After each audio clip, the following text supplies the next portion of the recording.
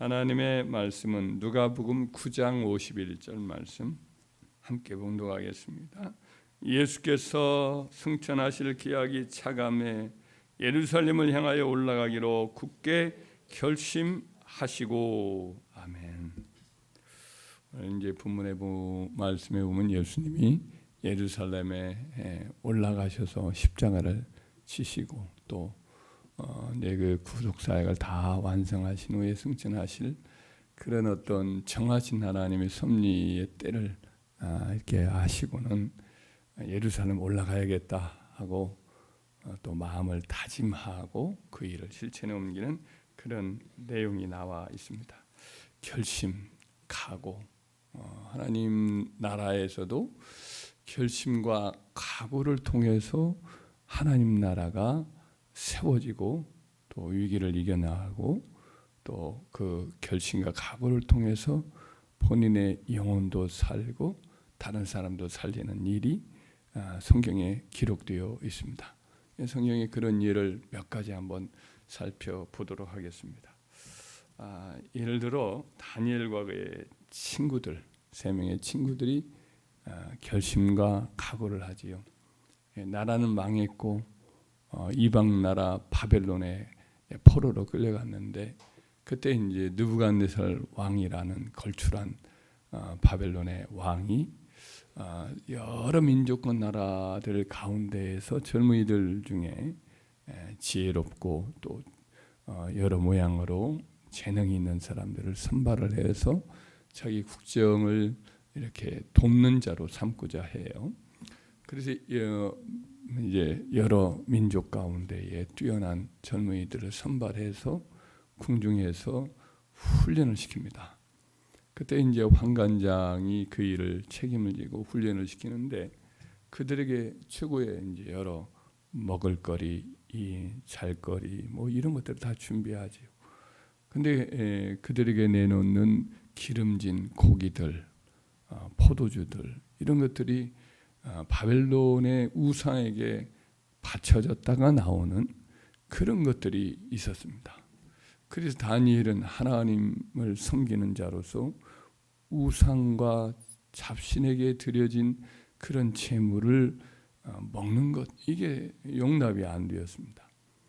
그래서 굳게 결심을 합니다. 내가 저 고기 또 그리고 포도주 먹고 마시면 참 좋겠지만은 우상에게 드려진 것이기 때문에 내 몸을 더럽힐 수 없다. 그렇게 굳게 결심을 해요. 다니엘서 1장 8절에 다니엘은 뜻을 정하여 왕의 음식과 그가 마시는 포도주를 자기를 더럽히지 아니하리라 하고 자기를 더럽히지 아니하도록 환관장에게 구하니 이렇게 기록이 되어 있습니다. 뜻을 정한 거죠. 그래서 간절히 그런 마음을 먹고 기도하고 환관장에게 구했더니 그들의 얼굴이 혹시라도 쇠약하고 그럴까봐 염려를 했지만 환관장이 그러면 한번 해봐라. 그래서 시험적으로 채소만 먹었을 때 놀랍게 얼굴이 환해지고 또 더 다른 젊은이들보다 총명하고 민첩하게 훈련과 공부를 잘함으로 마침내 그 일이 허락이 되어지고 나중에 하나님이 축복하셔서 왕 앞에 높은 자리로 쓰임을 받는 하나님이 또 지혜와 명철과 다니엘에게는 꿈도 해석하는 그런 능력까지도 이렇게 하나님이 주시는 그런 귀하게 쓰임받는 일꾼이 되는 거지. 에스라도 그런 사람 중에 하나입니다. 굳은 결심으로 하나님 나라를 위해서 귀한 기초를 놓은 일을 했습니다. 바벨론이 이제 페르시아에 또 멸망을 해요. 하나님이 바벨론을 심판을 하시죠.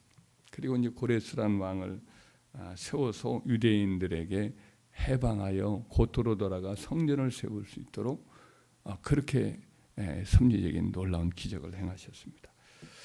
그와 같이 했지만은 고토로 돌아온 그 유대인들이 성전도 세우는 것도 쉽지는 않았지만은 돌아와서 또 먹을거리 입을 거리, 잘 거리 모든 것들이 불편하고 생활 자체가 또 다시 한번 또 회복하기가 여간 어려운 일이 아니었기 때문에 하나님 말씀을 대로 살아가는 것, 이런 것에 대해서 관심이 무뎌지고 또다시 이제 신앙의 일에 있어서 열매를 맺지 못할 위기를 맞이합니다. 그래서 이와 같은 일들을 바라보면서 굳게 결심하고 또 그들에게 하나님 말씀을 가르칠 것을 이제 각오하는 사람이 있었습니다. 그 사람이 바로 에스라였습니다. 이 에스라는 그 당시에 왕 앞에 귀하게 쓰임 받는 그런 사람이었습니다. 왕 곁에서 이제 여러 일들로 중요하게 쓰이는 그런 높은 관직에 있었던 사람이지만은, 그러나 자기 동족이 하나님 말씀으로 이렇게 교육을 받지 않고 그 말씀을 알지 못하면 결국은 똑같은 일을 또 당할 것이다. 이걸 그가 아주 절실히 깨달았죠. 원래 마지막 이 바벨론의 유대인들이 다 멸망을 당할 때 마지막으로 끌려간 사람이 대제사장이었는데, 그가 바벨론 왕 느부갓네살 앞에 죽임을 당해요. 사가랴라는 그런 사람이었는데, 그가 결국은 죽임을 당하는 그런 스라야라고 하는 사람인데, 그 사람이 아들이에요. 그러니까 아주 어렸을 때에 끌려가서 그런 이제 제사장 가문의 한 사람으로서 이와 같이 조국에 대한 영적인 부흥을 일으켜야겠다라는 생각을 가졌던 거죠. 그래서 높은 관직에 있지만 다 내려놓고 다시 고토로 돌아가서 왕에게 청하는 일을 결심한 대로 이룹니다. 에스라서 7장 10절에 보면 에스라가 여호와의 율법을 연구하여 준행하며 율례와 규례를 이스라엘에게 가르치기로 결심하였더라.